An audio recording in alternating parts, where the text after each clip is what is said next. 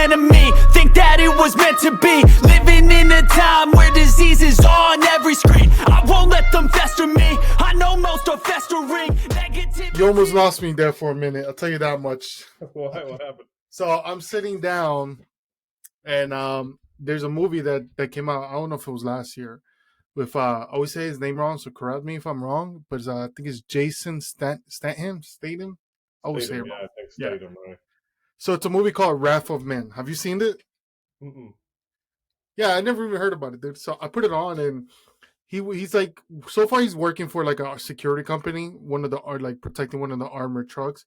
So he's like, there's more to it. I haven't gotten that far into the movie, but he just laid down like 6 or 7 dudes, like like some John Wick stuff. Yeah, Right. you know. Yeah, exactly. Like traditional Jason Statham. I was just caught up in there.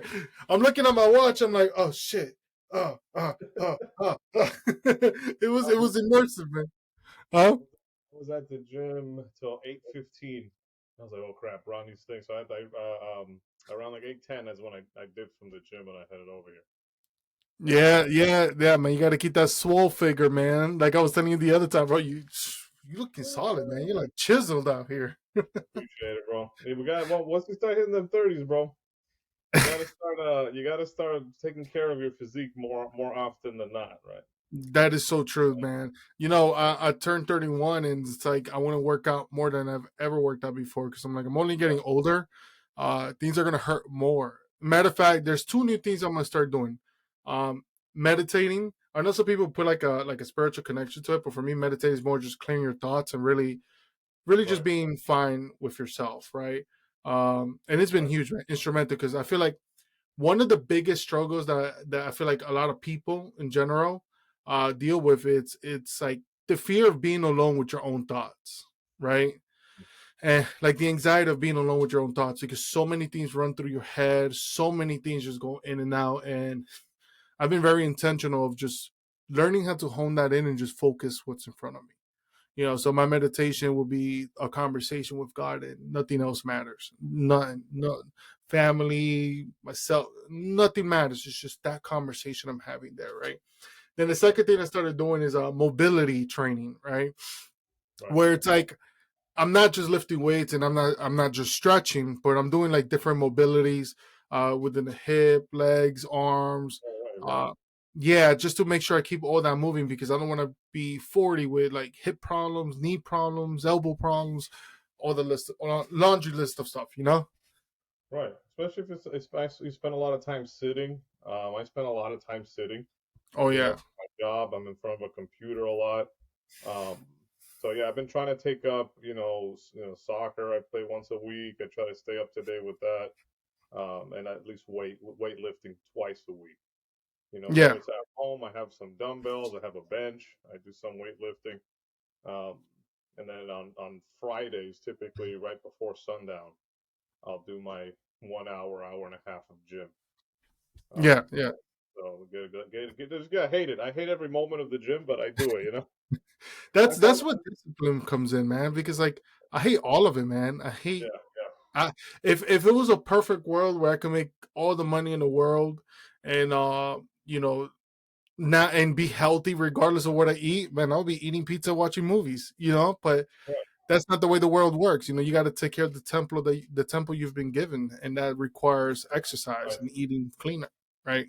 It's like the Rock said something really interesting, and I thought about it a lot. And it's like we don't do things not because I don't know if he said this, but I'm pretty sure it was the Rock, because at least I'm referring this thing to.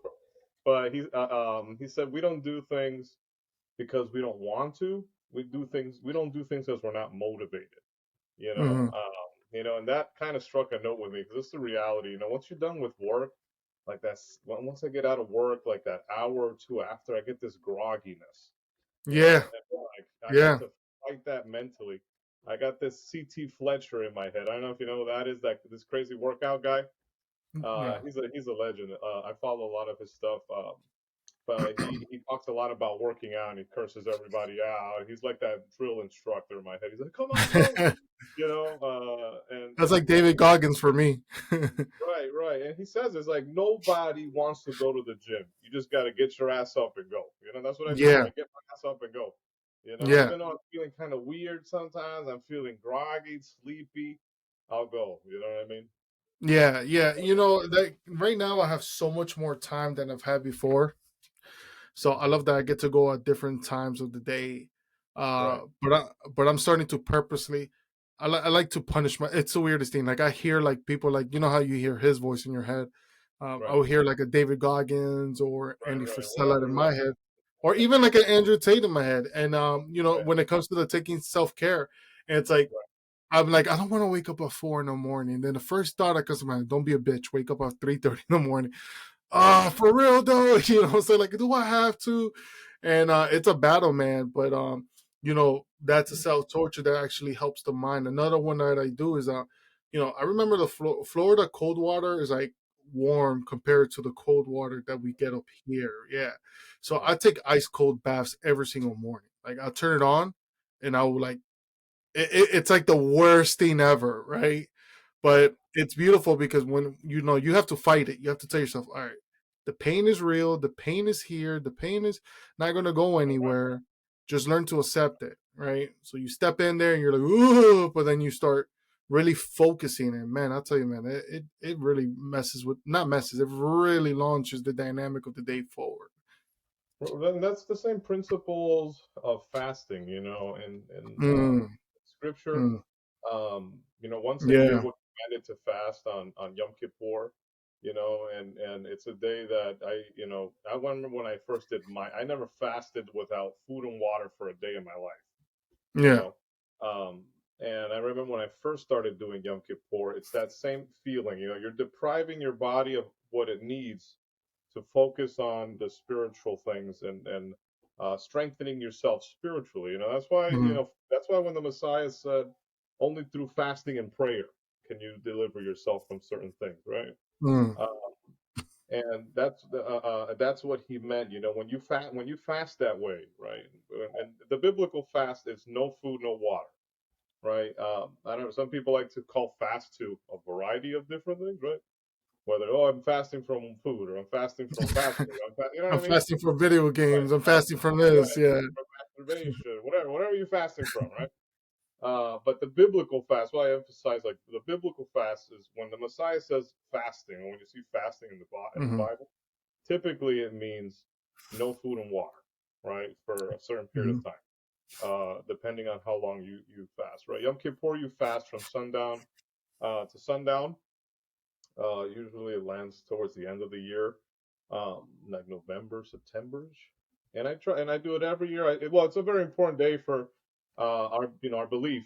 And we can kind of go into that some other time. But what it's trying to relate to what you're saying, um, that what that does, fasting, when you don't eat anything and you don't drink anything, and it's just you and your body and your conversation with the Father and prayer, and it's a whole day. The purpose of Yom Kippur is to seek deliverance for your sins, Hmm. right? Seek deliverance from, try to purge yourself from the wickedness that we have within us. Um, and it's the same thing you're talking about. That's what I was going to say when you talked about meditation. It's the Hmm. same concept, as fasting. You're fasting mentally. You're trying to get rid of all these wicked thoughts and all this wickedness and Yeah. negativity, right? Yeah. Look, we Yeah, live in such a loud world, right? There's so much right, noise. There's so much going on. So much toxicity, which we'll get into some of the subjects there with that today. That you got to get to a point, and it took me to 31 years old. Well, 30 years old, really, to get there. As a matter of fact, it took me to go through a psilocybin. I think I said it right. A psilocybin experience for last year for me to really understand it, right? mhm, I got into the rabbit hole of like how people have used mushrooms in order to be delivered, being able to really evaluate oneself and whatnot. So I went and experimented, and it really, really, really took me down this rabbit hole of, you know, really being in control of yourself, control of your thoughts, and just like releasing all these things. And right, meditation, prayer, cold showers, fasting. Fasting is one that I struggled with so much. right, Um, but after like my experience, after the things that I was discovering there, it's really shown me like there's so much value there. There's so much that there's a reason why it's there, that we have to do it, right? That we should do it. So I'm lining myself up to go through a couple of days because I've done a fast once before for 6 days. I believe I went with no food whatsoever. It was just black coffee and water. And man, it was torturous. It's funny because I was like, Oh, yep. dude, it was hilarious because at that time I was I was with an ex with some other girlfriend, Right. way before marriage, right? And I remember I was on the train. I was taking the train. I was hungry, man. I was on my way to go see her. I was hungry. I wanted to punch someone. I was so hungry. So I Yeah, was you get praying like in there. Yo, dude, and I was like, it's crazy because when I was going on that train ride over, as I was fasting, I kid you not, the voices in my head were telling me, "Leave, leave." I'm like, I think it's just the hunger talking. Long and behold, we had a bad separation, Mhm. um, and it was meant for me to leave. And it was like a piece, like it was like a connection with God. I felt like that I had at that moment when I was fasting. Right, You right. know, it was insane, Yeah, man. it is. You're depriving your body of its most its most honest needs. You know what I mean? Your which is food and water, right? And Hmm. you're using all your spiritual energies to keep yourself, because the day like Yom Kippur is a day that you try to get into prayer. Get your mind into prayer, that Yeah, meditation, right? um, and you do studying and stuff like that, and you try to remember any kind of sinful nature, and it's usually, so it's like a reflection of your year. So hmm, you reflect over your year and say, how can I be better next year? You know what I mean? hmm, And then you fast with that prayer, like, where did I fall short? On certain things within my walk, and it's a constant, like every year you're etching yourself, right? You're the sculpture, right, of what you want to be in your yeah, walk, right? At least that's how I interpret it, with my day of Yom of Kippur, course, and it's a and very I agree. valuable high Hmm. holy day, that when I started doing it, like early 20s. I started around 24 or something like that. 20 to 20, 22, that was like 22, 23. I started doing it. So it's been like 10 plus years now, um, but yeah, about 10 years that I've been doing it. And every year, it's like I feel like, all right, I've gotten a little better with overcoming these certain things in my life, and it's like you're slowly moving in a direction, and it also kind of grounds you, to your spirituality. You know what I mean? It kind of helps you look at things from a plane of like of understanding. You know what I mean? Of Yeah, you look at um certain things in life that are so vain, right? The vanity that is life and social media and all this. Like you're talking about, you kind of, and when you fast that way, you kind of disconnect from all that. Because also, I try to disconnect from social media too. Like even on today, yeah. like on Shabbat, right? I try to put away my phone. Um, even that's tough, right? Because I always want to check my email. That's like an addiction I have, right? Bro, it's all the dopamine release, man. All of it, dude. Yeah. All of it. Right. And I run an online business, so like I just want to check, make sure, but it's like but I even do that, I follow I listen to Ben Shapiro a lot, and I remember he had a talk about that, how he gives up on Shabbat, like his social media, his phone, his whole Yeah, family puts the phone away. Um and I've been trying to do that over this past couple of years, like, yeah. okay, put my phone away, put my phone away. Because we don't know how addicted we are to that little box. You know what I mean? Man, let me tell you something. On my iPhone, it's like really hot in here, so forgive me if I keep wiping my face. Put the But fan on. I got a fan of mine. I got a fan of mine. I got hit me in the head. you know what, dude? What's crazy is because, like, a little side note. So where you see where I'm at now, it's a utility closet that turned into my Oh, own okay. man cave. So usually I have the door open and it's nice and breezy in here. Right. But when I do podcasts, I close the door because I don't want the distraction from out there, right? So there's no ventilation in here, so it gets really hot. I mean, if you were one day I'll show you the video of what the setup looks like or what I'm looking like. Right. People walk in there like, you really just made an office out of this. I'm like, yeah, it's awesome, right? It's cool. Right. That's good. Um, yeah, man. So, but man, what was it? What was the point I was going to talk about actually before I got sidetracked there? Um, Crap. Oh Uh, yeah, phones. Yeah, no. So okay. So on iPhones, you're able to put it's like a productivity thing or some sorts, right? Bless you. Where mhm. you're able to put a limit on the apps that you utilize, Right, right, right? So I put I don't know what the time is, but I put a limit on all of them. And at first it was working out, and then sometime over, it kicks you off the app and it gives you three options: to skip it, meaning leave it, or snooze it for 15 minutes, so you get like another 15 minutes to use whatever app, or just for the day, just forget it. You can still utilize it for the rest of the day. So I wasn't using it, and what happened was is that I started doing, all right, let me get 15 minutes more, 15 minutes more, 15 minutes more. And I turned into, I might as well not even have this thing on because I don't do 15 minutes more. I just close it out. So it's like a lie I tell myself. So recently, again, it goes back to like my experience last year that I just shared, into my journey into this year, where I'm really diving into myself, the things that I'm doing, the things that I'm addicted to, that I really didn't pay attention to, all this stuff, right? And one of them is the phone. And I'm like, man, I could sit down, I could be up at 4 or 5 in the morning, work my ass off to like 6 in the morning. right. Then, without really thinking about it, I'm on my phone from 6 in the morning to like 12 o'clock in the afternoon, just scrolling over through bullshit. Or maybe learning a lot from the content from YouTube or elsewhere. But I'm learning, or bullshitting. I'm not actually sitting down what needs to be done is important. So I started realizing that I keep doing it over different parts of the day, not for that many hours, but if you compound all the time that you're there for a short time, it really adds up to a lot, right? Right. So now I've been purposeful. I'm on this thing called monk mode that's what they call it, which is like you spend some time in prayer, you spend some time in meditation, you put your phone, you limit the amount of time you have your phone. It could be like 75 minutes and then phone is gone. No phone for you no more. Read and all that stuff. And been trying to do that for a couple of days, Ben. And I'll tell you, being off my phone, it's hard because I want to get on there, especially because I'm on social media.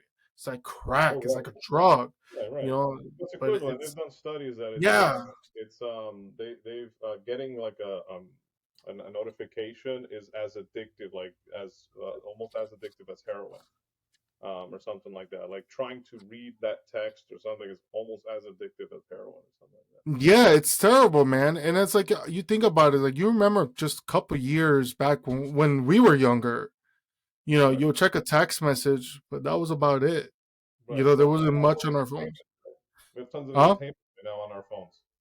So Yeah, everything, work, life, faith. right, I mean, like really, right? Like, why would you need to leave your phone? You have all your friends and family you can reach out to that you wouldn't have been able to reach out to right, before.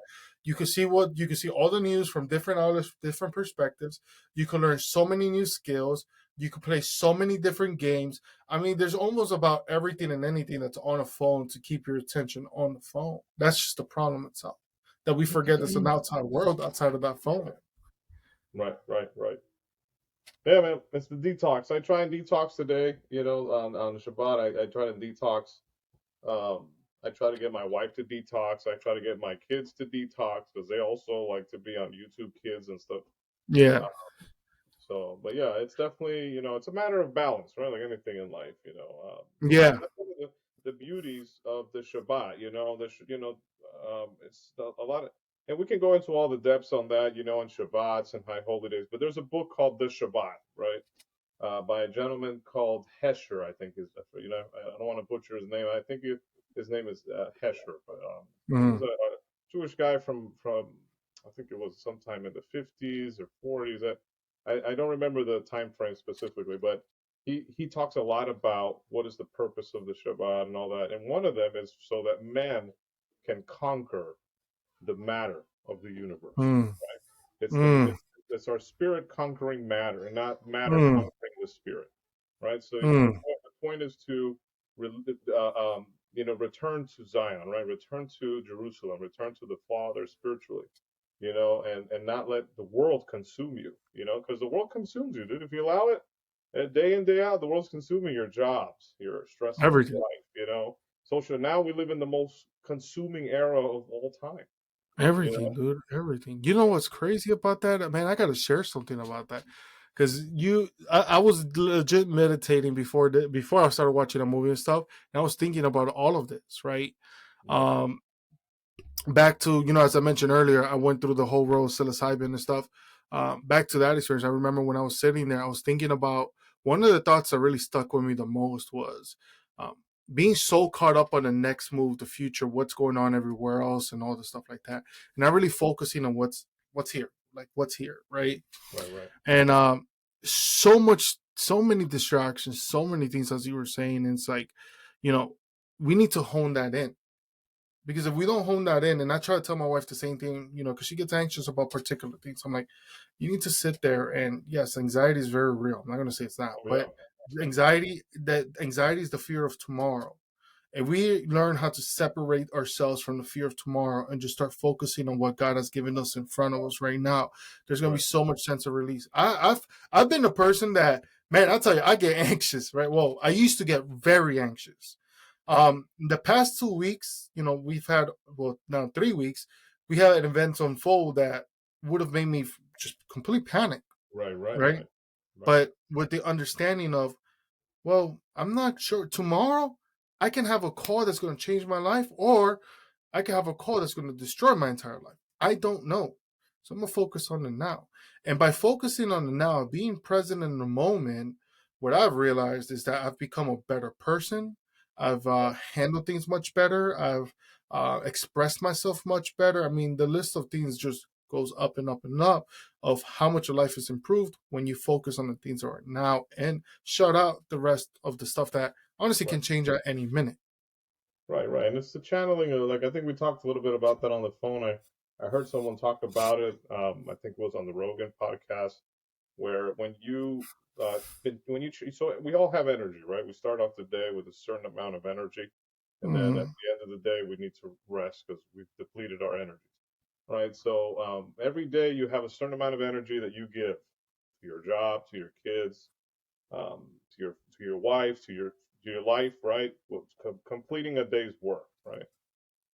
When you give your current job that you're so stressed over, and people don't want to leave their job because they're invested and they've already put so much energy into this job, and they know how to Mm-hmm. do it, they have comfort, but they hate it.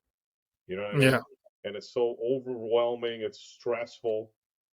Um, this gentleman was saying the best thing you can do is just drop it. Because what Mm. happens within the what happened within the human body is that once the next day when you wake up, you're going to have the same amount of energy.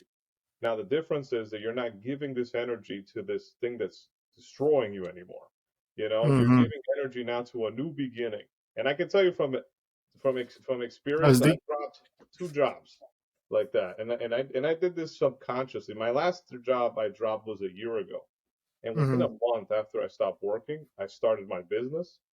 And I started a awesome little business that I got out of nowhere, but I put 100% energy into that. You know, and Mm-hmm. all the energy that I was doing 40 hours a week was now in this new movement in my life, you know, Yeah. and something sprouted, thanks to the creator, and allowing me to focus my energies on new beginnings, you know, it was only it was it, it's and that's what that gentleman said. And I completely understood that from experience, because that's probably what's going to happen to you. You know, these 3 weeks, that you all this stress, this overwhelming energy you needed every day to deal with a certain job. Now you're going to use it for something completely new. Dude, let me tell you, man. Hmm. You know, the first day you get anxious, first maybe couple of days, Yeah, there yeah, were moments of anxiety. However, majority of the days, man, my wife would tell me, like, yo, you're so and just then we're all motivated. dead, we're all gonna die, and so yeah, yeah, No, no, not even. It wasn't even that anxiety. The anxiety was more of like, you get that worry. I got 2 kids, a wife. Fortunately, we've saved, we've done the right thing, so we've been more than okay. right, So but it's still like, oh man, things are about to change now. I need to figure things out. Um, it wasn't nothing crazy. I mean, I did not panic, bro. Like, I have not panicked. I had moments I wanted to, but I caught that, and I was like, no, I'm not giving. I'm not. See, this is the thing. A lot of the times, what happens is we go through something and we start giving the pain and we start giving the anxiety a voice that it doesn't need to have, right? I believe I heard Chad Wright say something in the sorts of that. Don't give pain a voice. And when we give that pain, that anxiety a voice, it does no good. I was on the phone with a buddy, and he was telling me the same thing. He's like, "Man, I'm proud of the way you're handling this." And that's my right, response was simple: "Hey, being sad, being depressed, I've done that, and I'll tell you what, it's more expensive than actually trying to do something about it. You know, so it's like you got that's why, right? So now we're 3 weeks into this, and I'm starting to see more of the blessings than I guess what others would say the curses or whatever they want to call it. But Right. I've definitely seen the blessings more, more at peace, more grounded, more understanding of myself, and I look at my kids, and this guy from church will always tell me your kids are Right. always watching. I'm like, man, Oh yeah. I want my kids to be, especially my boy, to be a stoic man, so someone who stands in the face of adversity and it doesn't fold and remain strong and pushes through that. But that's going to start by example. Right. Right. Right. Of Mm-hmm. course. Yeah. Yeah.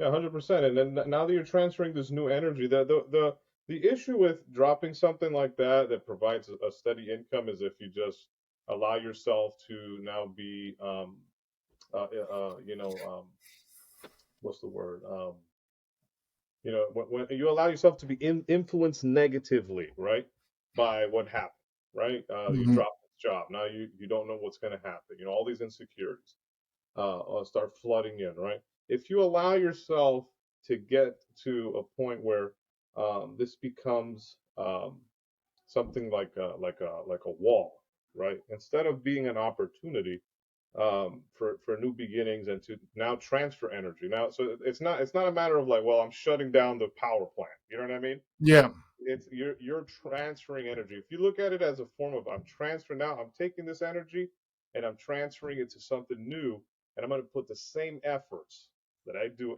like that's what I did. The That's same key. Yeah, effort, that's eight key. nine hours a day, I'm putting into a new beginning. You know, That's key.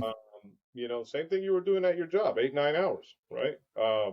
And if you transfer that energy, I can guarantee that you'll be successful in somewhere else. That you're probably going to be way happier and fulfilled in, and you'll be so happy that you made that change. At least both times it happened to me, that's exactly what happened. Yeah, and you know what's crazy? It's like from what you said there. One key thing I want to point out to people is like, look, if you're listening, you have a job. I don't know what the job situation is like for you, right? Because I'm not in anyone else's life. However, I've been in that situation, and I know one thing: you will dedicate 8 9 10 hours to a job that can call you at a whim, could call you like any minute and just tell you, hey, it's not working out, or a Right, job that needs to look like they look at their situation, they're like, okay, we got to roll back. Hey, you got to go, or any of the other stuff. You could get sick. I mean, there's so many different things that can happen, right? right, So you dedicate to a job that can just cut you at any moment. If you were yeah, to grab that energy, if you have that time available to you, and if you don't have that time, I mean, there's off hours. Obviously, you can dedicate energy to. But if you're in a situation where, let's say, you're let go, you fired, or whatever it is, like I said earlier, it's too expensive to be depressed. It's too expensive to be sad. If right, you grab that energy and apply it to something, whether it be learning something new to get started, or if you already have something, building what you already have there, um, right. you're gonna find results. And who knows, that might just be your new thing. You might not go back to a job or a boss. Right. Right. That was my initiative. Honestly, when I quit, I social work, I was doing I done 10 years, I had enough after the pandemic and this place I was in was management was driving me wild, it was ran like a circus, and it was just about I was there for almost 3 and something years and I busted my ass to try to help people, especially through the pandemic. I was one of Yeah. those essential workers, and I did a lot of work throughout that whole pandemic trying to help people and help elderly, whatever I was doing at the time, COVID relief packages for people with disabilities, um, and after that, once I gave it a break, I started my music little guitar business. It was, it got off to an awesome start, and I found another opportunity working for a university I've always wanted to check out. So it's all like, it's in the Father's plans. You just have to, just pay. What I always say is like pay close attention to the signs around you. You know, pay close attention to how the Father works in your life, because I believe He works with all of us individually. He knows what catches our attention. You know what I mean? He knows that I like irony. You know what I mean? And there's certain things that I look for, and when I see that kind of irony, I was like, okay, the Father's telling me something here. You know, and other people have other ways. Where the Spirit within you, speaks to you and moves you. Um, and at that time, I had to get out for sure. There was just too many things. Just like, yeah, this is enough. Um, and yeah, it scared me the first couple of days. I have two kids. I have Terrifying. $4,000 overhead. You know what I mean? So Yeah, that I don't want to put all this burden on my wife. I'm the provider. For a man, it's more detrimental. You know, absolutely. so, and I don't want to put that insecurity on my family. My wife depends on me to be a stable individual who provides, right? Hmm. Um, and be the head of the household, right? The one who tries to create some stability. I No, try. that's the way it is, man. That's how my home is too, man. My wife, fortunately, my wife has been blessed to be able to stay home, especially because like stuff like daycare is expensive, and not just is it expensive. The way I see it is like I don't want nobody else raising our children. My wife needs to raise our children when I'm out bringing Is in she a check. stay-at-home Right? mom? My wife, yeah, she is. No. She hasn't worked our entire time married. Well, we got married and had kids really fast, so everything Right. happened so fast. But Yeah. sorry, she hasn't had to work a minute. I've been the one who works. I've been the one who brings in, and no problems with that because, like, the way, not only the way I was raised when I was like living in Ecuador, and so you see the traditional home more than you do see in the States. It's always been with me as the man. You take care of the home. If you Right. have Right. kids, your wife tends to the Ideally, home, you yeah. tend to to the home itself, and you lead the home. Like there's so many responsibilities that falls on us as men, right? Correct. And especially when we come from places like myself where you don't have the greatest examples of how to be a man, so you kind of got to teach yourself via trial and error how to be a better man. A little off topic but on topic. I was gonna do a video on this today, right? So I'm sitting with my son. My son has this thing where he's very explosive when he doesn't get what he wants. He got that Okay. from me. So he goes, oh, puts his hand in his mouth, freak out, and I'm just like, oh, I want to freak out at him, but I'm like, you know what? I'm gonna try something different. I'm not gonna take out the chancleta anymore, because you know what? That's only gonna go so far. Because I remember my mom used to whoop my ass. I got to a particular age, and I'm like, but in reality, I was like, that don't hurt, Right.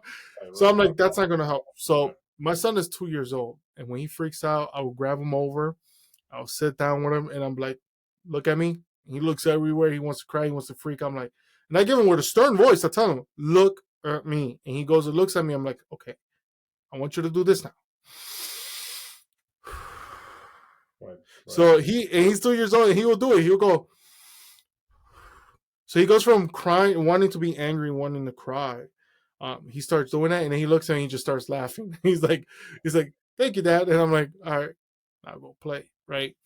As men, we provide for our homes. We take care, make sure that there's food on the table, there's a roof over the head.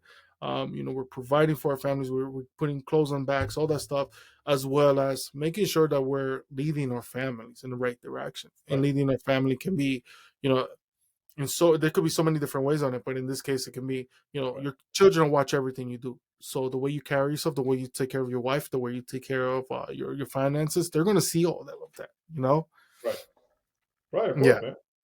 Yeah. Yeah. 100%. Yeah. I mean, we live in a time where, unfortunately, the cost of living doesn't allow a single parent household to live, semi decently. I mean, I have, Yeah, these are tight.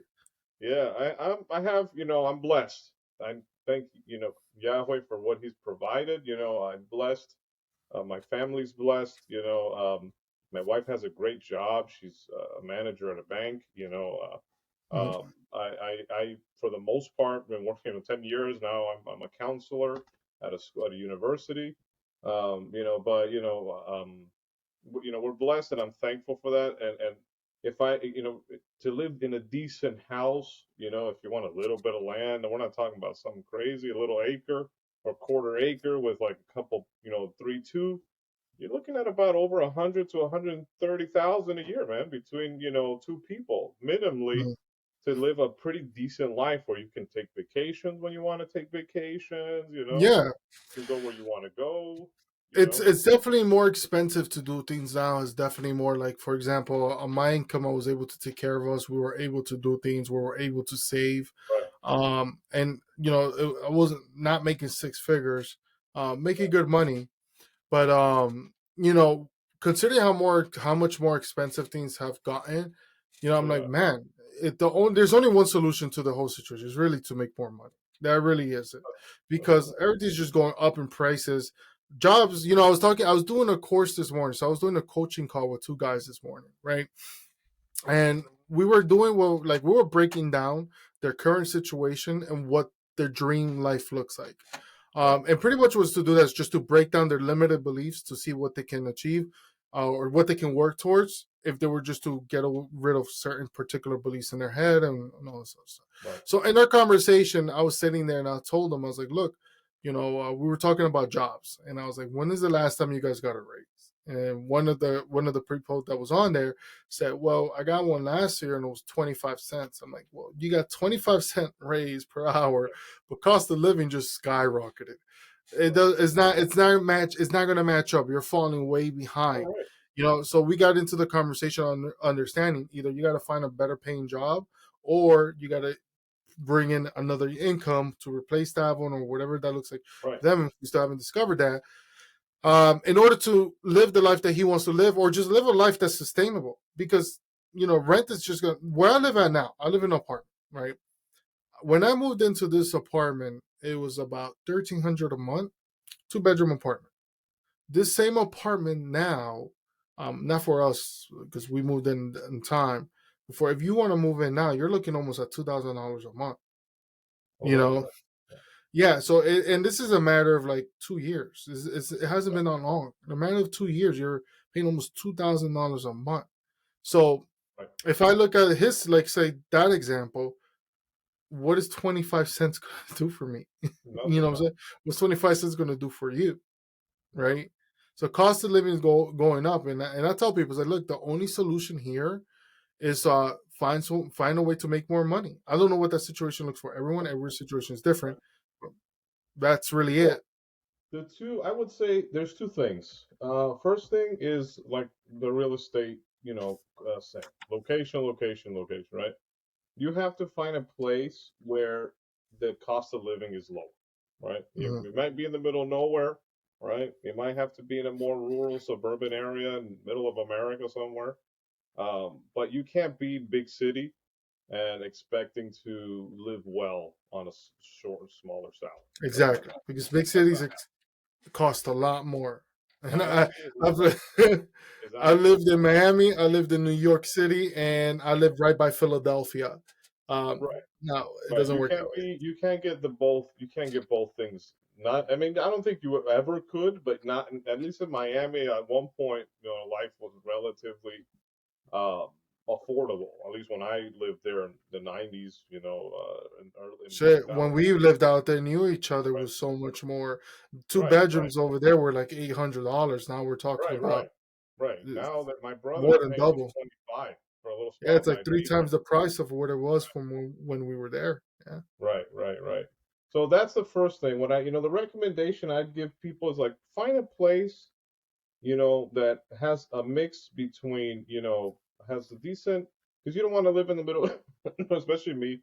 I'm a musician. I like to be in the music community. I don't like to live in the middle of nowhere. There's a lot of places, even like in Texas, it's pretty cheap. There are places in, different areas. You don't have to be in big cities. People feel like, "Oh, I got to be in a big city to be somewhere." And it's, no, you got to find a spot where what your profession is going to meet the average cost of living. I think that's the biggest mistake people make. Well, yeah, you know what? I would agree with that because, like, I look at my situation where I want to move to. Typically, where I want to move is going to be more expensive. Why? Because the demographic of people I want to work with, Right, the quality of life that I look for. There's so many things. The education I'm looking for, very, like, I look at a variety of factors, and they tend to be in more expensive cities. So for me, it's like, all right, cool. I just got to earn more to make sure I live that comfortably and not have to worry right, about it. Other people that might be a different situation. Like I have a couple of friends who moved to Kentucky. right, When they went to Kentucky, I mean, dude, what they pay for a 3-bedroom house is what I pay for a 2-bedroom apartment. Oh yeah. But honestly, if I go over there doing what I want to do, it's just not going to work out, you know? So it also depends on that. Right. Yeah. Right. So I agree. I agree very much with enough all this stuff like that. Right. But you know what? I want to get into one more topic because I do have to wrap up in a few, and I definitely want to have you on here to talk more about this because I feel like these episodes are great. These are the episodes that people can listen to and really just relate to, right? So I love this. And one thing I want to talk about is being a father, being a dad, right? In these times, these are challenging times, man. I went into Target, and as soon as I went into Target, you know, you see all the pride stuff, and it's just like, whoa, what the fuck is going on, right? And then you hear on the news how they have the swimwear for the young boys, and it's like it's women's swimwear, but it has like a socket. I don't know if you heard about that.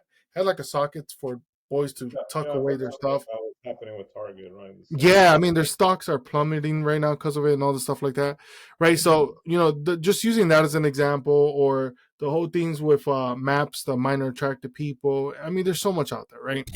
Right. And I'm like, man, being a father nowadays has become one of the most difficult things out there because there's so many outside influences that are trying to grab the attention of children for the wrong reasons, right? You know, I look at stuff now and it's like it reminds me of like I forget which part of scripture it is, but I remember in the Bible reading it, and I believe it was Jesus who said this. Now, correct me if I'm wrong, anybody.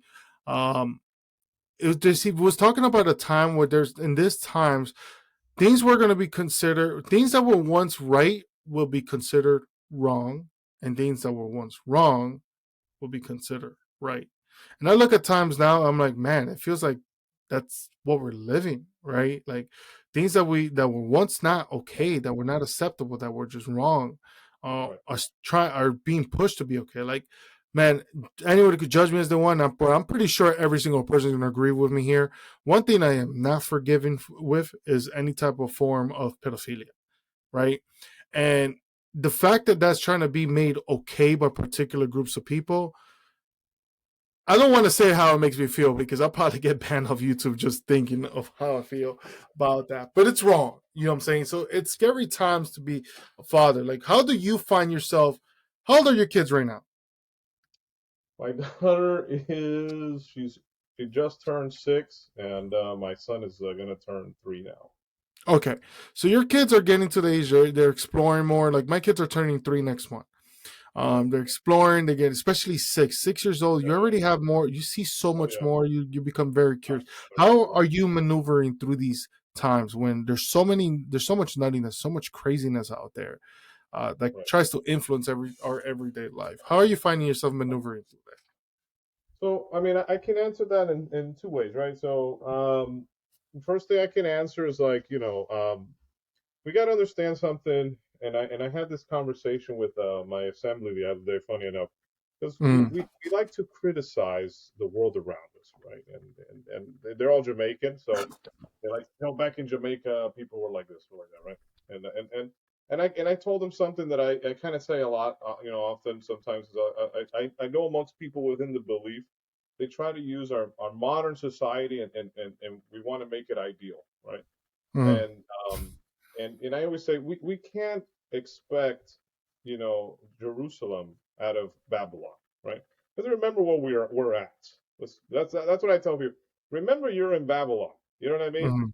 This is Babylon. You know what I mean? This is a melting pot of different Bro. beliefs, different ethnicities, different cultures.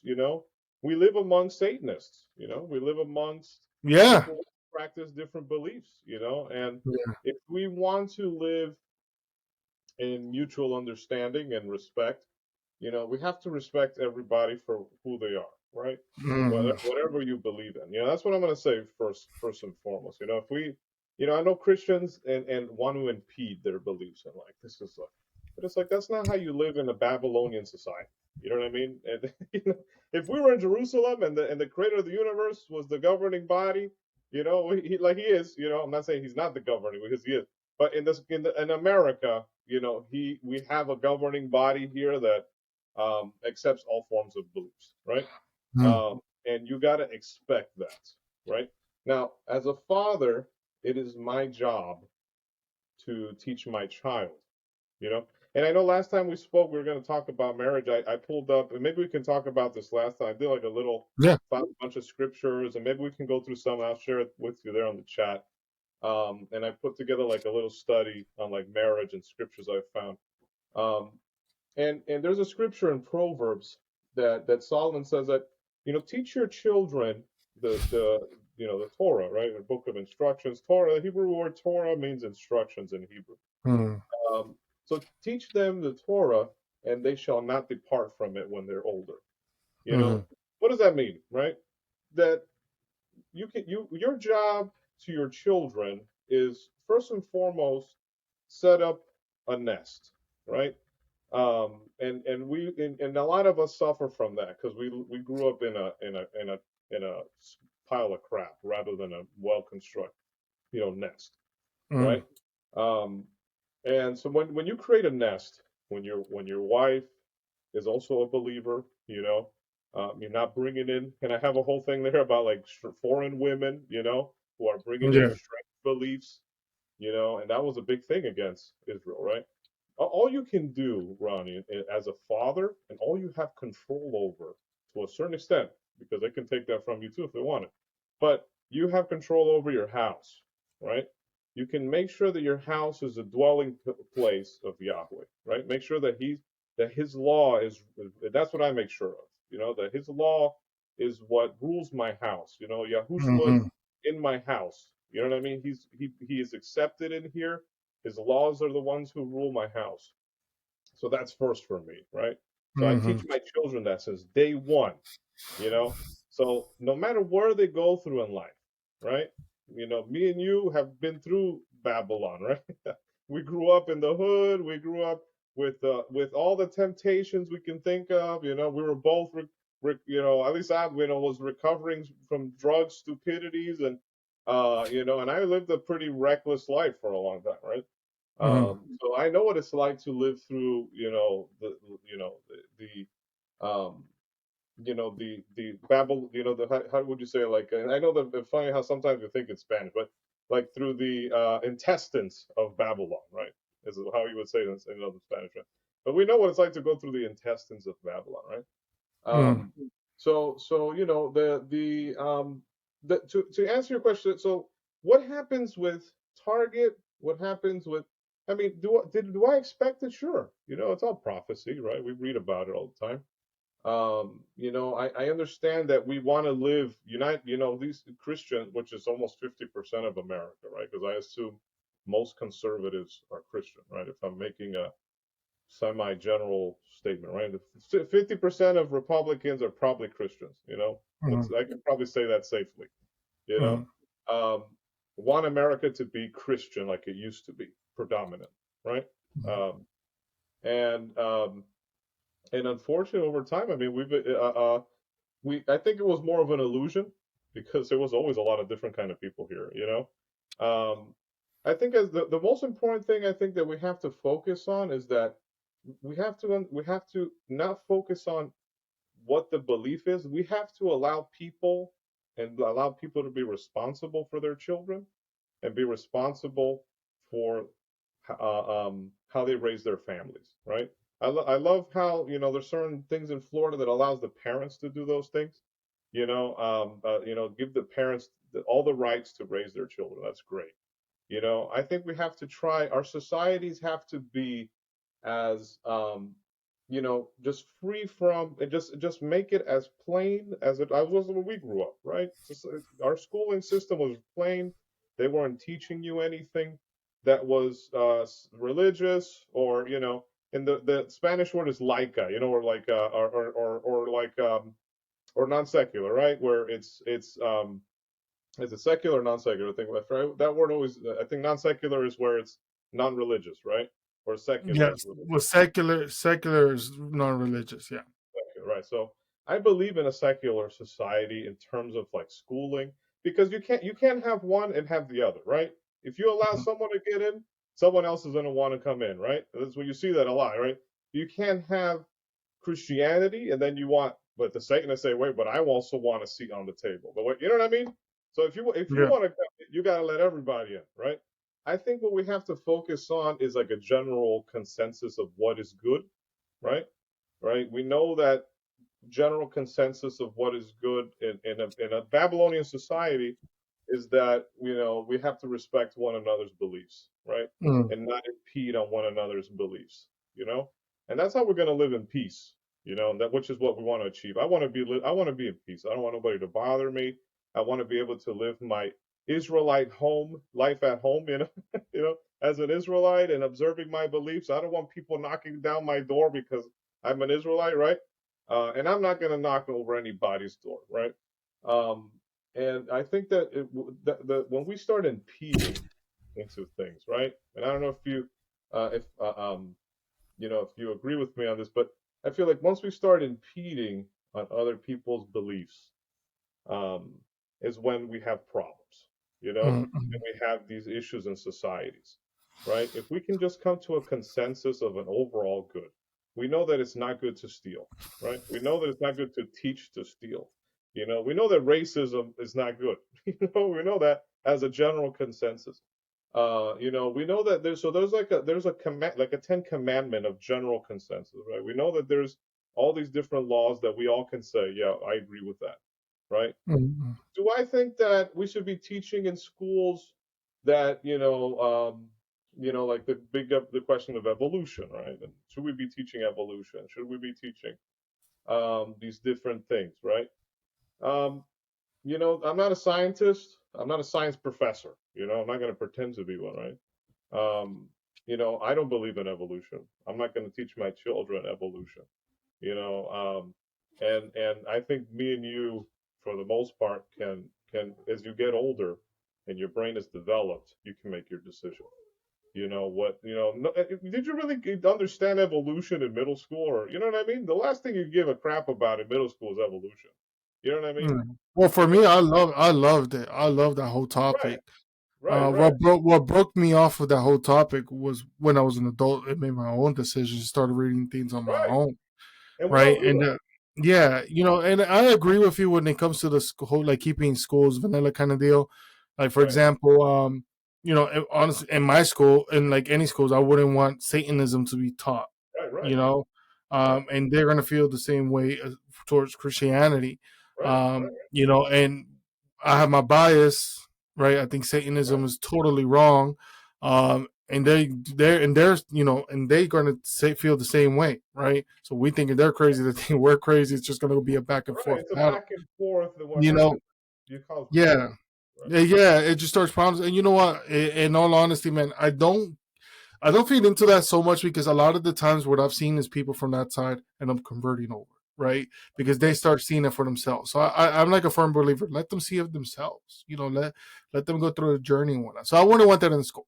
For me, it's like when it comes to big fat, and you alluded to this here. Um, Starting at home. It starts at home. Those things are home to right, be right, taught at home, right? So if my home, like for example, in our home, I believe in a nuclear family. I believe man and wife. I believe we have roles. I believe my wife should be home taking care of the kids. I need to figure what I need to figure out right, to make sure I right, provide for that. Then I also believe my wife here takes care, shows her kids to love, pours love into her kids and all that stuff. I do the same, but also set discipline. I also set, right, right, the right. expectations and stuff like that. So And teaching Torah, right, in your home, right? You're teaching yeah, Torah. and sometimes, like there are certain things in particular. It's like, man, but they're 2 years old. I'm like, yeah, but these kids are like one time, for example, our kids, we took them to the doctor, right? And I forget for this. She looked like she was a liberal, man. I'll just be flat out there. She was like with Right, the hippie colors, very out there kind of deal, right? I'm like in my head, I'm like, she looks like the type to have a daughter that was screaming in the supermarket for not getting what she wanted. right, So I forget exactly what the discussion was. Oh yeah, now I remember what it was. So we were telling her how we're doing flashcards with shapes and stuff like that. I believe right, that's the conversation. And she was kind of like advising against that because they're so young, they're not really gonna understand. And I looked at her and I called bullshit. I'm like, look, my kids are 2 years old. We've been doing this with them for months now. And right, if I was to tell my daughter, hey, pick up the triangle, she knows what the triangle is. Pick up the circle, she knows what the circle is. Right. Pick up the number two that's on the floor. She'll pick up the number two. For you to tell me that they don't understand is wrong. So, I don't like to take away. I don't feed into too much when people are like, "Oh, kids are so young, they don't understand much." No, right. No, That's I generally believe they understand more than we give them credit to, and because of that, we should feed into them so they could become more independent because the world's not going to be forgiven, right? right. So yeah.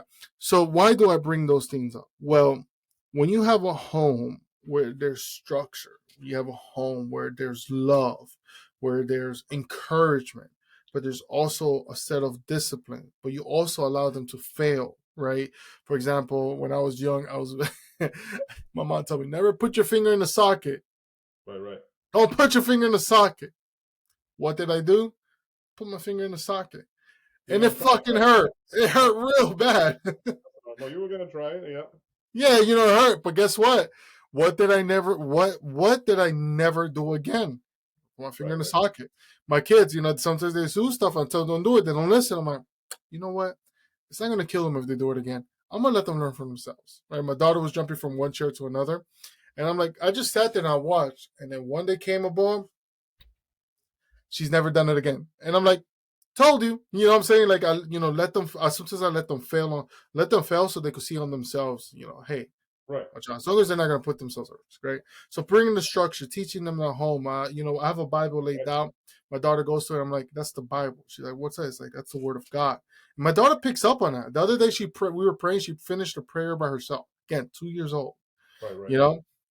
So when you set these examples, they pick up on that and they could take that out there with them, right? And that's why, like, for freshman schools, it's like they're indoctrinating almost our children. It feels like, from what I've seen in New York.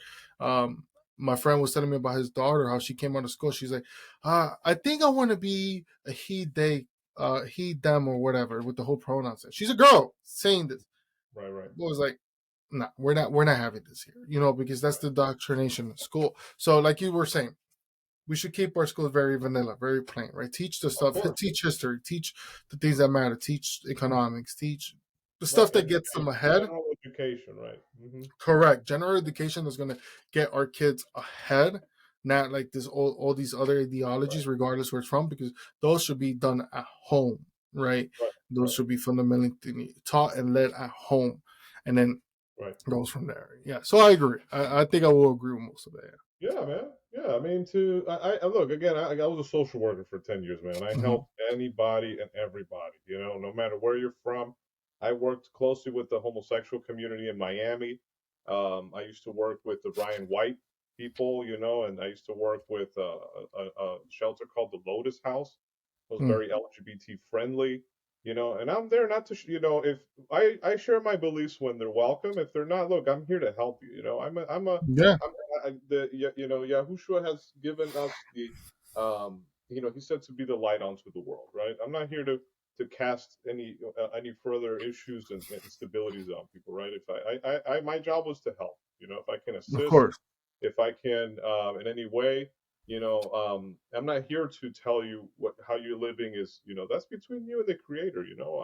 I think most people generally know the Bible, right? Yeah, of course. Especially the homosexual community. Me and my wife were talking about that yesterday. The homosexual community, I think, knows the Bible well enough to know how the Bible feels about all these things, right? Yeah. I don't have to be there to remind them of these things, especially as a social worker, and my job is to assist, man. I know people are going through what they're going through, and my responsibility with raising my children and helping those who are willing to accept help. We have to remember that, Yeshua was around all kinds of sinful people, right? All kinds of people bearing sinful natures. We're all bearing sinful nature, right? None of us have, and we're all working on ourselves. Right? I think you hit the mark with that last statement you just said there too. It's just like we have to find a balance of it, right? For example, one, just because it's become socially acceptable doesn't mean it's okay, and we got to be okay with saying it's not okay. And this is what I mean for that, right? By that, an example, a story actually I'm going to share. One day I was sitting outside. I was in an apartment in the Bronx, And I'm sitting outside where there was a party going inside. People were having edibles and all this stuff, and I just didn't want to partake. So I was reading my Bible. I'm like in the middle of the Bronx at a party, with family and stuff like that. People are smoking pot, eating edibles, and I was about that, but at that time I was not. And I'm outside reading the Bible in the balconies, And the only reason I stayed is because I was somebody's ride there. So when I sat there, majority of the people who were there, the females who were there, they were gay. So I'm sitting outside, I'm reading, and one of the girls came outside. She's like, "What are you doing out here?" I was like, "Reading my Bible." It's a strange place to read. I was like, well, you know what? I just feel like I needed it because I was going through a lot at that time. And she sat down and we were having a conversation in church and how she was explaining to me how she used to go to church, but then she had church hurt and then she stepped away and all that stuff, right? And because of her orientation and all that. And I was real honest with her, man. I was like, listen, look, I think you know what the Bible says, especially if you went to church when it comes to this stuff, right? Right. They all That know, yeah, right. yeah, it's like, look, the lifestyle, it's not okay. It's not a good lifestyle. It's not natural, right? It's not what's in here. However, that even though that's what I believe, unfortunately for me, I'm not living a straight way neither. So I'm the last one to come to judge you. I have struggled at that time. I was struggling with lust. I'm like, I struggle with lust. Lust is something that's also frowned upon. So I'm like, I can't sit here and judge you. Now, I could tell you that I don't agree with your lifestyle, but as a person, as a human being, I want you to know that I love you. I accept you as a human being. Right. Now, I don't agree with the lifestyle. So I want you to know there's a difference between the two, meaning I'm not going to sit here and judge you and beat you up, but I want you to know that I'm firm and saying I don't agree with the lifestyle. It's just what it is, Right. In our conversation, as we were having the conversation, she even understood what I meant. And she was like, okay, we were going through. I was like, look, anybody who sits there and tries to condemn you in a sense, there's going to be people going to come here and going to talk to you, and they're going to tell you what I just told you, because in all honesty, it's sin. Just like if somebody was to sit here and tell me, yo, brother, you're living in sin. You're out there having sex when you're not supposed to. You're committing adultery. You're committing this. They're going to correct me because it's wrong, And I need to be okay with hearing that, because that's going to make me better in the same way it should be there too. Not everyone's going to agree with that, but just the way I see it. When it comes to these things, I feel like you were saying is like we have to find a balance of being firm and know what's wrong is wrong, but also acknowledging that we live in sin too, right? So we can't just go out there and just start pointing fingers when we're out there committing the sin itself. Just it might be something different. Like I was doing adultery and she was, and she was involved in what she was involved with. But God doesn't see sin different, right? God sees sin as sin. So my sin could be just as bad. I mean, like I really had to evaluate that within myself. Yeah. Right. And that's the key, man. And as like as and that taught me a lot in my field of social work, because when I think it's the thing within most people who follow the walk, you have like a very zealous period, especially in the beginning where you're very zealot, and like you're trying to like, you think you're this prophet who's coming to bring the people out, of Babylon, right? And you're very overzealot, right? And you're very, as I started doing social work for all the years I did, it's not that I lost my zeal. I'm very zealot over my belief. The things that's changed is that, I learned that it's a lot easier to hold somebody's hand than to push somebody, right? When you're holding somebody's hand and you're like, hey, look, I understand what you're going through. I'm here to love you. I'm here to give you guidance if you need help. Yahushua is always here for you. Yahweh is here to guide you and help you.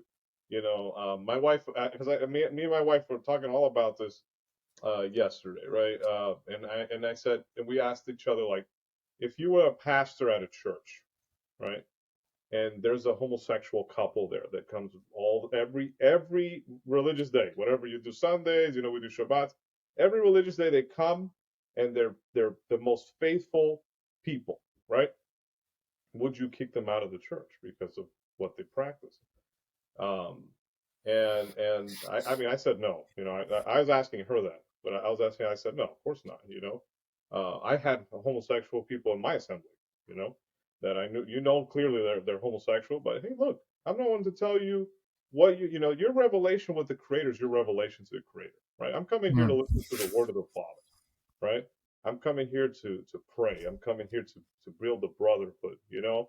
I'm not trying, you know, what you're going through in life, as long as it's not harmful, you know, you're not coming in here violently, you know, or you're not causing disruption, you know. This is the house of the Father. You know, the Messiah welcomed everyone, you know, everyone who was willing to listen, right? Um, and you know, do I think that the church should be doing gay pride stuff? No. Do I think that, you know, that's clearly, you know, not part of what the Bible teaches, right?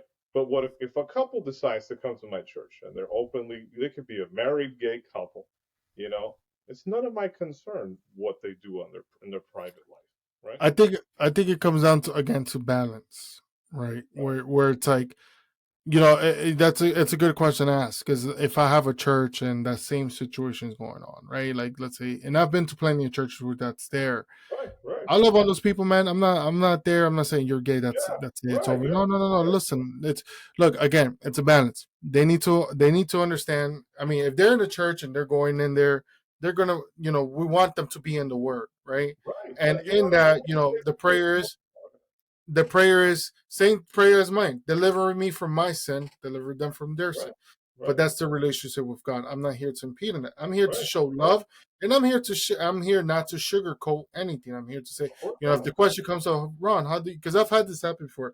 How Right, do you right, feel about right. this? You be Well, honest about the word, right? I'm gonna be honest and tell you how I feel about it. Mm-hmm. But I don't want you to take it as I'm gonna come here with a club and start beating you to death kind of deal, because I'm not. I'm gonna if you have questions, I'm gonna answer. If you need help, I'm gonna help.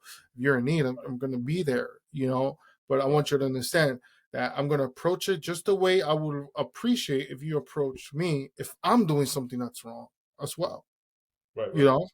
So right, it just comes down, again, it comes down to the balance. I feel like you find two extremes. You find the ones that are here condemning, you're right, gonna hell, which that's like, right. what are you gonna, that's not, You're not no, resolving the no. But issue. then you also got the ones that are very, very like, passive about it, where it's like, yeah, we accept. I'm like, okay, And they but now sell it, right? you're That's the issue. enabling Right, too, right, right, So, right, and that's the problem. You gotta. It's like a fine line, because you don't want to enable things that are wrong, right? If you're not gonna right, enable sexual activity between your members on a church, that's sexual activity if you really think about it, right? So you shouldn't enable that either. right, But right, you shouldn't condemn the person to the point of, like, man, honestly, you'll probably cause more damage than good, if I'm right, being right. quite honest, No, right? and people go to what? Why do people go to a church? Why do people go to an assembly? Why do people go to a mosque? Right? It's to build a spiritual relationship with the Creator, right? Or to whatever they believe in, right? To what's the unseen, right? That's what it is. Mm, You know, and you know, the last thing someone wants to go through is, you know, a person that has whatever going on with them, right? Especially on a biological level, you know, because these people don't have these. I believe a lot of them, not all of them, right? Everybody's different, right? But and is influenced differently. But a lot of people are influenced by different things, right? By a lot by biology, you know. The last thing I want to do is get you away from even listening to the word. So it's like you have to like, and this is what social work taught me. And again, when you're going to an addict, right, and you mm. tell them I go under the bridges, I see them every day, and I go, sir, you know, want to come to treatment with me? Let's go to treatment. Let's go to treatment. No, I'm good. No, I'm good. No. Okay, now I'm good like for a whole year, you know. No, I'm good. I'm good. Um, and then there's that time, you know, you want to be, and then my partner taught me this. One of my social work partners, like, because I used to get frustrated with this. I was like, man, this guy never wants to go to treatment. Never wants to go to treatment. And I'm not going to bother with him anymore. He's like, the last thing you want to do is abandon this person. And I'll Mm. tell you why. You know, I know you frustrate, never listens, and I take him to treatment. The next day, I'll see him out in the corner again, and it's just this frustration, right? And and he's like, what you want to do is open a relationship with this person, and when he's ready, just like when the day you were ready, right? So that day came when you were ready, right? And you needed somebody there to help you, right? You don't want to. You want to wait for that moment, you know. even if it takes 20 tries, even if Mhm. it takes 100 tries, you know, um, and you want to be there to help this person and have an open relationship, have like a loving relationship with these people, with whatever they're going through. Because when I went through my change, I thankfully had people around me who were ready for my change, and some people that weren't, right, which made it harder Yeah. for me, you know. Um, and and that's across the board, we have to be, firm in our beliefs, right? No one's saying to compromise, but Mhm. also to, find like balance. So I'm talking about balance. Find a place where you can meet people, where they're at, meet people where they're at, Yeah. right? I think one, like, I could use myself as an example with that. You've met me when I used to tell you I Right, don't believe in God, you know? right. Uh and you were one of the first people who consistently talked to me about God. And I would listen, but I still was stuck in my ways, right? If I look at myself then till now, and I could point out one of the key factors that got me to the place where I'm at Right, now, is the relationships that were built with people who were consistently there. That's really what drove me there, right? Because the time came when I was like, man, something is way off here, and I need you're ready, right? something. And I had the people who were around me who were pouring into it, like, dude, it's time. You need to. And it was constant drilling, and it's crazy because one of the people who were like that were people I pushed was trying to push away. Like I remember I was staying at a hotel with a couple of guys. We were at a business event, Hmm. and one of the guys was playing worship music, and I told him flat out, I was like, "Yo, shut that shit off, man! I don't want to hear that shit." Like just like that, I was very Right, aggressive right, about it. right. And he didn't get mad. He's like, "You're crazy," but they showed love, love, love, love, and eventually, next thing you know, I'm holding onto his shoulder. We're both with our hands raised, crying. Right, that's It's what we really what gotta they do, say. man. We gotta be more understanding on each other's positions in life. Working with people, working with the ugliest of society, man. Hmm. Yahweh put me through the gutters of society, man. I saw the Yeah, dirt of the dirt. Domestic violence, children abuse, and how evil society and the human can be. You know, yeah, uh, and and it all goes down because this person never had probably somebody aside from severe mental health. There's again biology, right? There's severe mental hmm, health. There's who knows what is dementing this person, right? um but yeah, I can't tell you how many times I used to speak to these homeless people, and they were just happy that someone saw them, that someone saw them. Nobody sees these people. you yeah, know, you absolutely. know what I mean? And it's just having a conversation. And I would say hi. I used to give them coffee every morning. That's the way we build relationships, with the homeless people in Miami. We bring them coffee. We just have chats in the morning. To when it comes time to offer assistance, they're willing to change, right? They're Mm, willing to say, hey, you know what? Yeah, let's go. Let's go to the shelter. Let me bring my life back in order, right? And I think that's what's missing in society, and you can see it. There is a cognitive dissonance. There's a frustration. Nobody wants to hear anything from anybody. Everybody's like, I'm over yeah, here. This is my views, and that's it. And then there's other persons over here yelling at the other person, and all these. And that's where Yahushua, I believe, warned against that. He's like, that's why when he said, with the coin, he said, render to Caesar what belongs to Caesar. Give the government the politics all back to them. You know what I mean? You're not a politician. You know what I mean? I didn't put you mm, on this earth and change you to be a politician. You know what I mm, mean? I put you on this earth to be a light, be a messenger of my word. Love people like I love them, whoever they are. first, You know what I mean? absolutely. And I will deal with the rest because there's things that are above your pay grade, dude. You're not here to save souls. You know what I mean? I'm not here to save souls. I'm just here to be a loving person. Try to help everybody individually, and that's what I did as a social worker.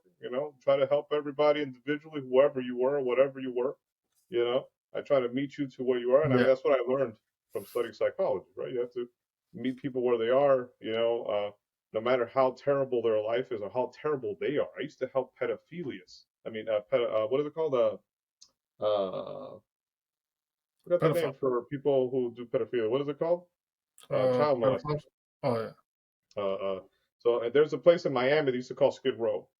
Mm. Well, that Skid Row, it was like a tent city. So if you're a child molester, you have nowhere to go. They won't rent anything for you. So there's like a little section. There used to be in Miami as well, but I don't know if it's still there. There's like a tent city, Mm. and they all the child molesters were there. You know what I mean? Like they couldn't go anywhere. Um, unless you had money as a child molester, you'd have to buy a house, or because they won't rent you anything. You'd have to buy a house in the middle of nowhere, cash probably, because I don't even think you'll get a mortgage as a child. You know, Mm. so a lot of them end up homeless. You know, in these kind of tent areas. But not even the homeless want. You know what I mean? Because the homelessness is almost like a prison. There's a lot of hierarchy. You know, Yeah.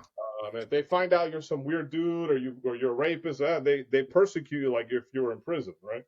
And that happens like that in shelters as well. At least in my experience, what I've seen, like they kind of when they find out like if you're weird or do something, you've done something weird, they'll persecute you. So, and I've gone to child molesters and people I knew well that were disgusting people, you know. But when you view everybody as like this is the condition, they didn't choose to be this way. You know what I mean? No normal person Yeah. chooses to be this way. There's an evil that lives within you that has consumed you. You know what I mean? Yeah, see, And like that one, that's probably the only one that I will have a hard time with, it's right? hard. Yeah. Yeah, because like if I'm being quite frank, it's like that's the Yeah. one where it's like Yeah. if I was ruler of the world, and it's like I tell my wife this all the time, it's like people should be happy that people like me can't be ruler of the world, You light because it's them like all if up. I was Yeah. if I was the ruler of the world, those people who fall under those categories that we just talked, those Right. people will be on pay-per-view as you ever seen that game, like that movie Gamer? I think it's called Gamer. Where they use the bodies as avatars and they start going to a war with each other and it just become a whole pay per view thing. I was like, Right. yeah, that would Yeah. be something I start like You fucking gotta get like these people. yeah, like battle to the end, just no mercy for any of them. If you win, still no mercy for you. But that's just I don't know what anyone wants to call it. Probably a lot of people feel the same way, but in short, into the wood chipper you go, right? um, so Right. that maybe that's the one I'm like, I don't know. But for the others, yeah, I mean, like and when it comes to homeless, like I've done a lot of work in New York, and New York has a lot of homeless people, right? Right. And when I've worked with them, one time we were doing something for Thanksgiving, where it was like giving away food, clothing, and all that stuff for the church we were going to. And there was people were going, like, oh, here's a plate of food. Oh, here's this, here's that. And I was like, man, you know what I'm not noticing? No one's really sitting down to talk to these people because they're human beings too. Right. So I broke apart and started talking to them. I almost got beat up twice. Right. But for the most part, and even the people that almost beat me up, they looked at me, they're like, So yeah, when you're a stranger like that, they think you're up to something, or you're trying to. yeah, and I don't blame them. I mean, they must have seen all kinds of shit. But when they saw my intention, they opened up. One of them, he just like didn't really open up, but he like backed off. And like until you realize, I'm like, yeah, I'm really just trying to give you something. I just wanted to talk. And it's like, you don't want to talk, that's fine. I'm not here to start problems. This is for you. I'm gonna leave it here on the side of you. Whether you want to grab it or not is your choice, right? But just left it of that. Other people, man, I remember this one guy. I never forget his name. His nickname was just C, like the letter C. He was sitting on Fifth Avenue outside of a store, and these are like expensive stores, and he was just panhandling. And we had a whole conversation. This man had a regular life, lived his life, had what he had.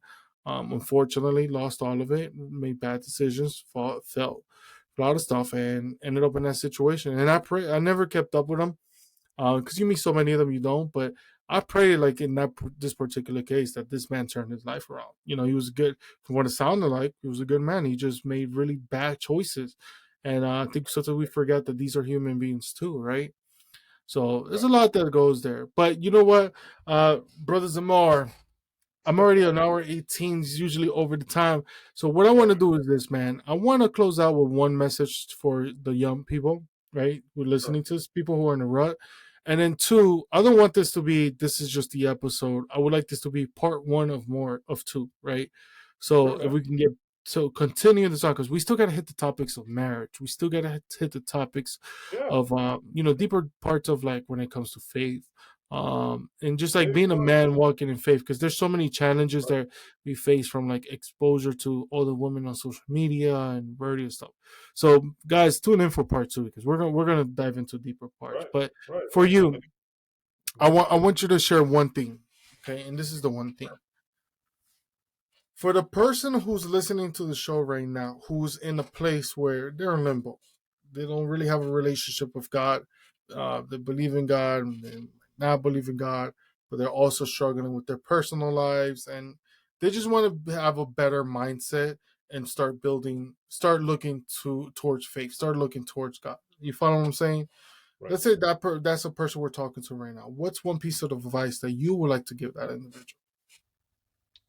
So you have to give meaning to your walk. That's the most. That's what I believe sustains my belief. You know what I mean by that is like, I was listening to something. I'll be trying to be quick with it. I was listening to something. I think also on Rogan, where a gentleman he lost his whole family in a car accident. He lost his wife, his 2 kids, everybody in a car accident. His brother. It was horrible. I was like, man, how do you live with yourself? Yeah, And it's then tough. his psychologist, he asked his psychologist, will I ever feel better again? Will I ever be happy again? And his psychologist said, the goal is not to be happy. The goal is to find purpose.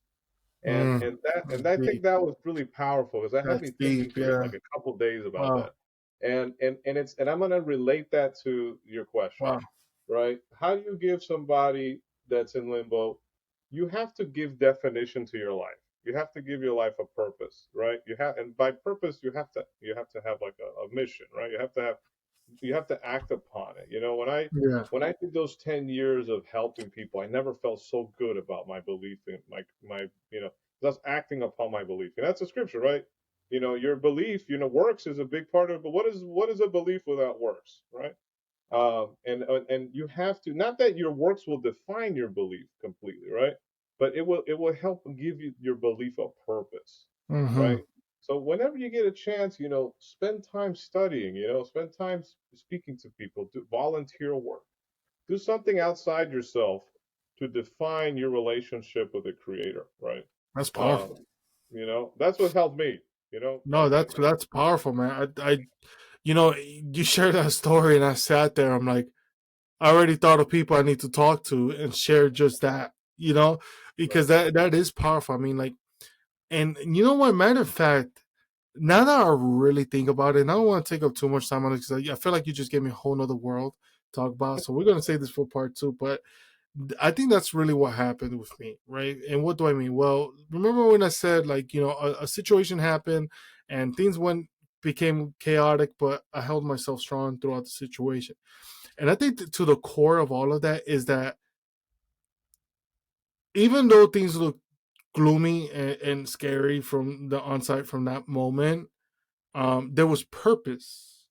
My right, children, my right, wife, right, and because there was purpose, there was direction, and because there was direction, there was a sense of peace that came with all of that, right? right, So it's not that I found happiness in all this mess, because the things are messy and they're coming along. It's great, right?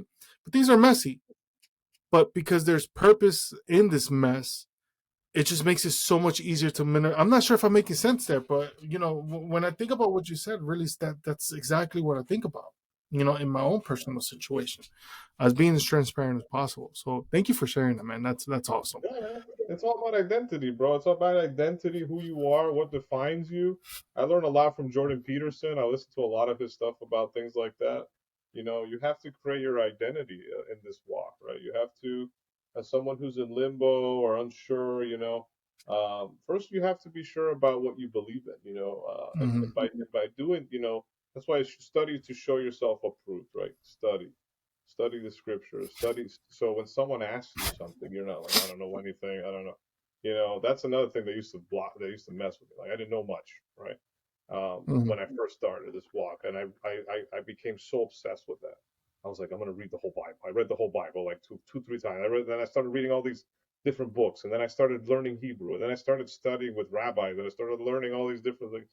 And I became obsessed with that topic because I wanted to identify of someone. If someone asks me something about, I can identify it, and And be true to yourself. Just be true to yourself. Don't try to live something fake. If you don't really believe in this, just reevaluate. Why do you believe in this? As I do that sometimes too. I reevaluate my beliefs. You I know, do too. I think that's powerful. There's nothing wrong with that. I don't even see it as. I had somebody told me, it's like, isn't that like questioning God? I was like, no, I just, for me personally, I feel like it brings me reassurance, and he right? wants you to question. I believe he does. There's a lot of in amongst like scripture studies. That's what you're doing when you're studying the Bible. You're I questioning feel, certain things. I feel, and again, this is like all part two stuff because I feel like this is Right. conversation 10, Yeah, but yeah, like, man. Yeah, I feel like people can put God in the box. I'm like, we got to stop doing that, man. right, We right. got Well, to. yeah, We really have to. right. But Yeah. guys, I'm gonna close out here. We're gonna have part two, man. We're definitely gonna, so we'll schedule that for this week. Um, guys, Okay. take what has been said and don't take it lightly. I mean, like every episode I say this, right? When these details are being shared, it's because I want to bring you the most value that I can find, right? Gonzalo, Brother Zamar here, is somebody who I've known for so many years, and he's carried influence in my life. That's the reason why he's on here. If he's carried influence of my life, and I believe that influence could pour over to others and help others who are in the similar situations that I was once in, right? So when you hear these stuff being shared here, apply it. Find the parts that you really grasp onto and apply it to your life. So I'll just leave it at that. But y'all, thank you so much for tuning in.